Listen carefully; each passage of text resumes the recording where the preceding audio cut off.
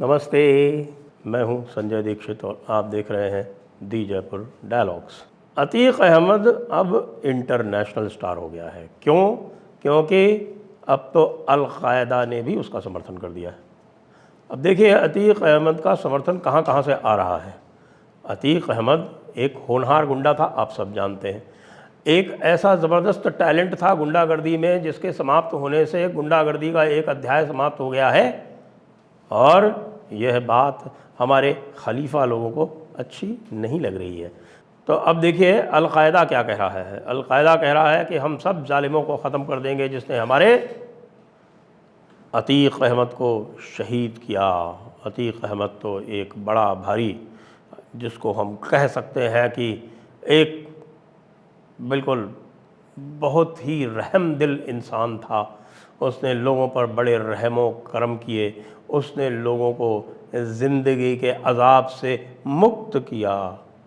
भाई किसी को कत्ल कर देते हो तो ज़िंदगी से फ्री हो जाता है ना। फिर ज़िंदगी से फ्री होने के बाद और ज़िंदगी के जो झमेले हैं उससे फ्री हो जाता है, तो कितना बड़ा पुण्य का काम है ये समझते नहीं है लोग। इसलिए बेकार में अतीक अहमद को गालियाँ देते हैं और कहते हैं कि ये गुंडा था। अरे भाई गुंडा था तो उसने कितने अच्छे अच्छे काम किए। देखिए आप, उसने लोगों की ज़मीन हड़पी, उनका बंधन मुक्त किया।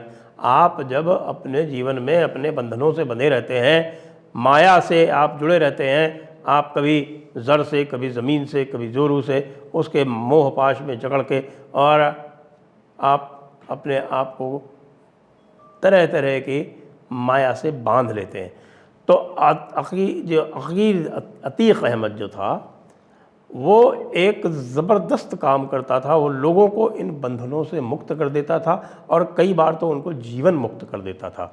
ये लोग समझ नहीं पा रहे हैं और इसीलिए अल-कायदा सामने आया है। अल-कायदा के साथ साथ और भी बहुत सारे लोग सामने आए हैं। आप देखिए हज़रत ओवैसी बड़ी ज़ोर ज़ोर से चिल्ला के कह रहे हैं कि ये देखिए ये हमारे साथ जुल्म व सितम हो रहा है, हमारे साथ इतना बड़ा जुल्म व सितम हो रहा है, हमारा एक सितारा मारा गया है जिसने पूरे काफिरों के ऊपर एक अजाब डाल रखा था, जिसने काफिरों के दिलों में दहशत जगा रखी थी। और ऐसी दहशत से इस योगी आदित्यनाथ ने उनको फ्री कर दिया। यह गलत बात है। यह हज़रत ओवैसी को बिल्कुल पसंद नहीं है। लेकिन हज़रत ओवैसी इसमें अकेले नहीं है। हज़रत ओवैसी के साथ साथ आप देखिए एक रज़ा काउंसिल है पश्चिम बंगाल की, वो भी खड़ी हुई है। और साहब जो रज़ा एकेडमी है बॉम्बे वाली, वो तो आप जानते हैं नटोरियस है। उसको मनाने तो स्वयं हमारे जो होम मिनिस्टर साहब हैं महाराष्ट्र के, वो भी चले गए। पश्चिम बंगाल में वो रज़ा काउंसिल जी थी, उसने अतीक के समर्थन में रैली निकाली कि हमारा अतीक, हमारा होनहार गुंडा, हमारा होनहार आतंकवादी, इसको जो है आपने मार के अच्छा नहीं किया। अरे भाई मारा भी तो गुंडे को गुंडों ने ही। वो शूटर कौन थे? वो गुंडे नहीं थे क्या? लेकिन नहीं, ये सब लॉजिक नहीं चलता है। वो इन सब के लिए शहीद है। अल-कायदा ने उसको शहीद कहा, पटना में कल उसको शहीद कहा गया। हमारे तो कांग्रेसी राजकुमार ने भी उसको शहीद कह दिया और ये रज़ा काउंसिल भी शहीद कहती है। हमारे तौक़ीर रज़ा साहब भी उसको शहीद कहते हैं। शहीद क्या होता है? वो आप देखिए कि इस्लाम में जिहाद का बहुत ऊंचा दर्जा है। जो जिहाद करता है उसको मुजाहिद कहते हैं और जो जिहाद में विजयी होता है उसको गाज़ी कहते हैं। और ग़ज़वा करते हुए यानी लड़ाई में जो मारा जाता है उसको शहीद कहते हैं। तो इसलिए शहीद का दर्जा सबसे ऊंचा है। शहीद को जन्नत जो है वो बिल्कुल ऑटोमेटिक रूट से ग्रांट होती है। तो अतीक अहमद को जन्नत तो ऑटोमेटिक रूट से ग्रांट हो गई क्योंकि इन सब लोगों ने उसको शहीद कह दिया। ये अलग बात है कि शाइस्ता जी आ गई हैं मार्केट में अपने एक वीडियो के ज़रिए, और उस वीडियो में जो कुछ हम सुन रहे हैं वो बड़े अचंभे की बात है। 2021 का एक वीडियो मार्केट में आ गया है। उस वीडियो में शाइस्ता परवीन जी जो हैं वो कहती दिखाई पड़ रही हैं लगातार कि हमारी समस्याओं के लिए अखिलेश जी उत्तरदायी हैं। भाई अखिलेश जी, आपने एक बहुत बड़ी गलती की है। आपने अभी तक हमारे गाजी मुजाहिद शहीद अतीक को पूरी तरह से शहादत का आपने उसको नजराना नहीं बख्शा है।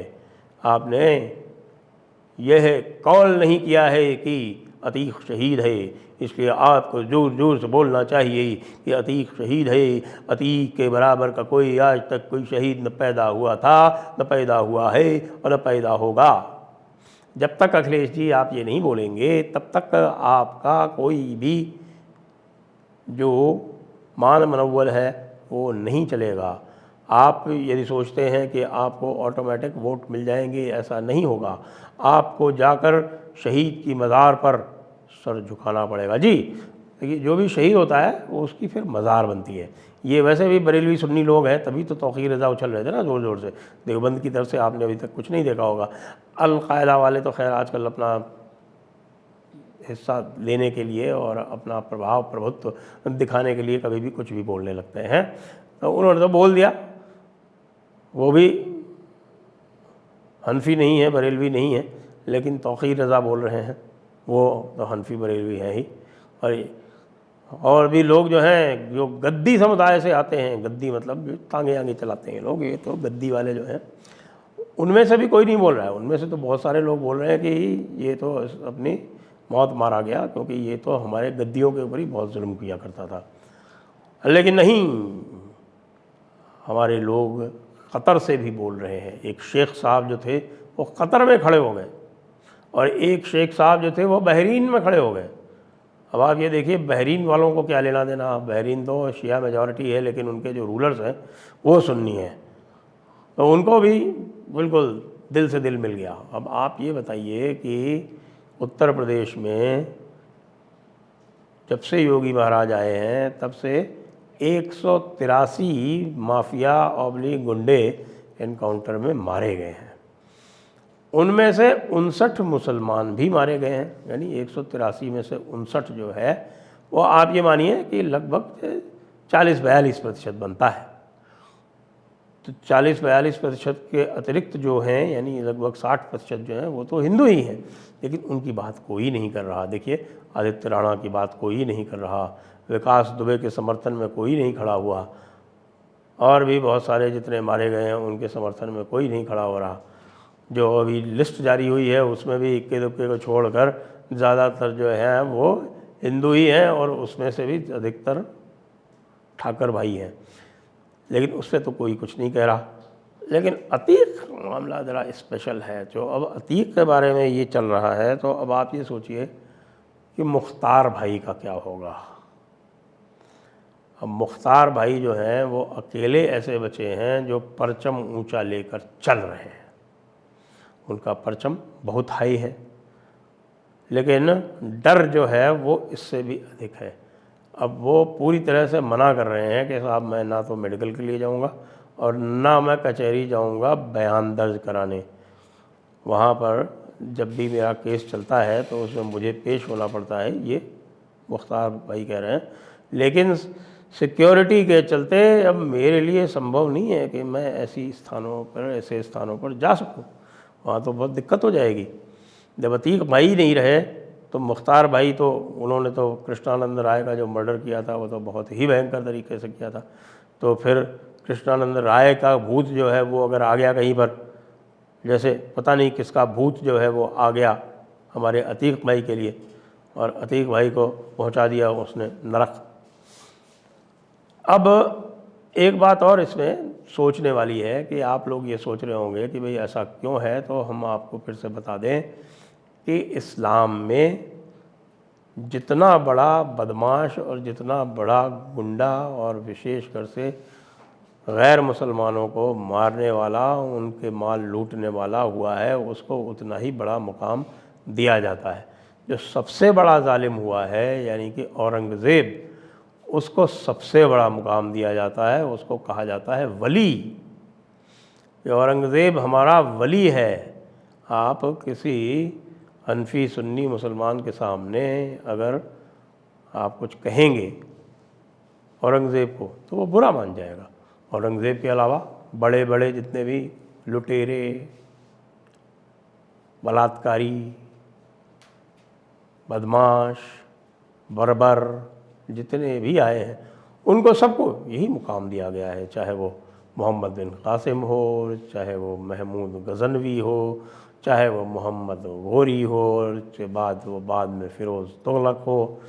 जितना बड़ा बदमाश, जितना बड़ा गुंडा, जितना बड़ा जालिम, जितना बड़ा बर्बर, उतना उसका ऊंचा मुकाम है। ये तो इस्लामी परंपरा है। और ये परंपरा, जैसा मैं आपको पहले ही बता चुका हूँ, वो सिद्धांत से आती है, आइडियोलॉजी से आती है। तो जो आइडियोलॉजी इस प्रकार की होगी तो उसमें तो अतीक जैसों को महिमा मंडित ही किया जाएगा।